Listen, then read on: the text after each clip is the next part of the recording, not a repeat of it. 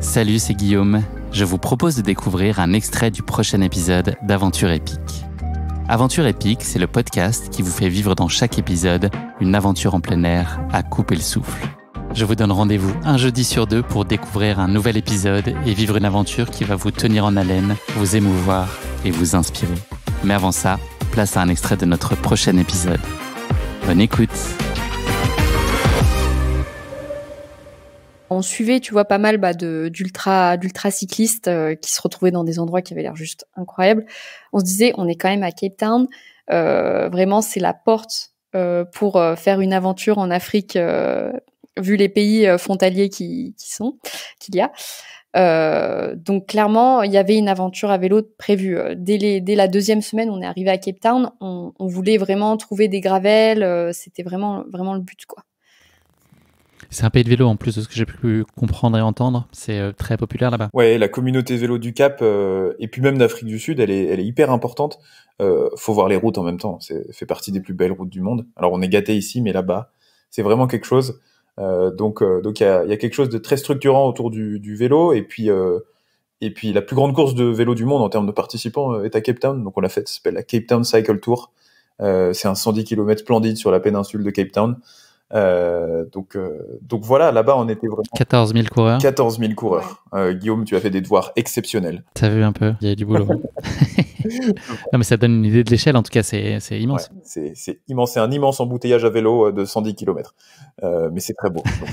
Donc c'est pas pour la vitesse qu'on le fait. Cette idée la plus particulière de la Namibie, en tout cas au-delà de l'intérêt théorique pour ce qui se passe autour de l'Afrique du Sud et du potentiel que vous aviez en tête, il y a une vidéo YouTube qui a joué un rôle assez particulier dans la naissance de ce projet-là, c'est ça ? Ouais, un après-midi, on était à la maison au Cap et en fait, on allait aller faire du vélo et puis je tombe sur une vidéo YouTube de gars qui font la Rhino Run.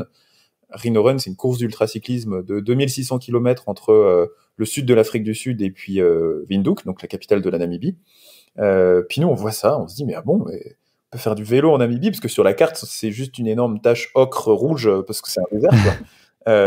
Énorme. Et puis on finit par creuser et il est arrivé ce qui est arrivé, quoi. Est-ce que sur la partie carto, etc., c'était facile pour vous à appréhender aussi cet aspect-là ?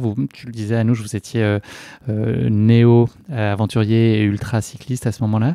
Est-ce que vous avez rencontré beaucoup de difficultés à vous projeter, en tout cas, dans dessiner le trajet, savoir ce que vous alliez concrètement pouvoir trouver au fil des étapes, et puis à quel point vous l'aviez ficelé, cette partie-là ? Alors, en ce qui concerne le trajet, donc on t'avait parlé de cette course qui est la Rhino Run.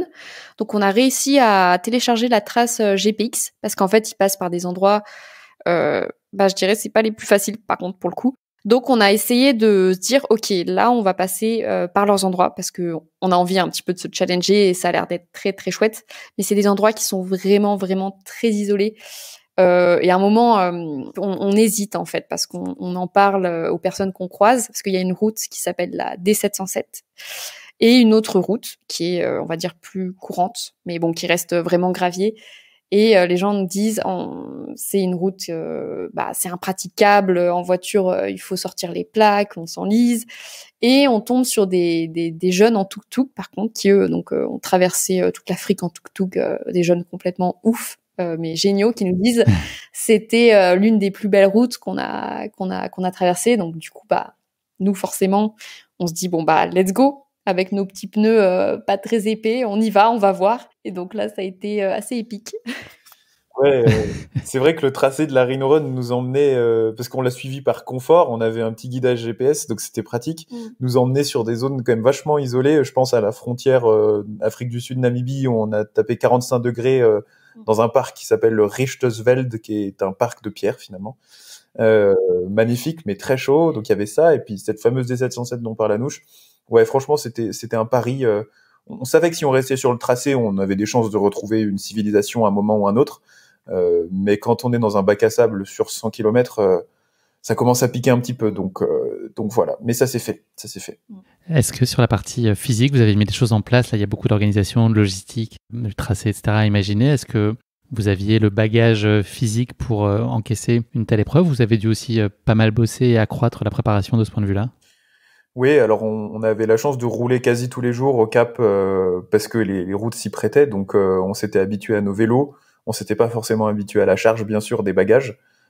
Bien qu'on soit parti léger, ça faisait toujours des vélos d'une vingtaine de kilos. Donc, on avait accru le nombre de sorties, etc. Mais on savait que ça se jouerait aussi et beaucoup dans la tête. La Namibie, c'est pas juste un défi physique, parce que les montagnes qu'on a à la maison nous le montrent déjà. Enfin, c'est voilà, Il y a de quoi on fait faire. un col, on fait 2 cols, 3 cols. Un jour, on fait 3000, 4000 de dénivelé. Ça, c'est pas la routine du tout, mais c'est physiquement très exigeant. La Namibie, c'est exigeant dans la tête, surtout. Ouais, c'est vrai que je pense que la Namibie, c'est surtout, en fait, c'était la chose auquel on pouvait finalement pas être préparé, et c'était sur le terrain qu'on allait voir, c'est vraiment le mental. Parce que on n'est pas sur des portions où il y a énormément de dénivelé, c'est surtout très plat. Mais en fait, quand il y a tous les éléments de la nature qui sont contre toi, par là j'entends le vent, Pas le mal sable, le vent quand même. beaucoup le vent, ouais. Le sable, la faim qui arrive, le manque d'eau. Et ben en fait c'est l'enchaînade, on va dire, de tous ces éléments qui fait que ok, là ça va jouer au mental, et en fait bon, le physique prend aussi beaucoup, mais voilà, c'est une expérience mentale. Sans mental, tu finis pas. Oui, c'est ça. Start with the legs, finish with the mental. Ça, je crois, c'est Steven Le Yarrick qui écrit ça sur. C'est vrai, absolument. Finisher. Exactement. Il a raison et on comprend pourquoi maintenant. Oui. Pour te donner un ordre d'idée, niveau sportif, une des plus grosses journées qu'on ait faites, on a fait 150 km, un peu plus, bon, sur des routes très exigeantes, ça c'est certain. Mais c'est pas une distance inatteignable quand on est en forme, reposé, bien nourri, etc. Cependant, ça a piqué physiquement, mais c'était aussi et surtout dans la tête que ça s'est fini.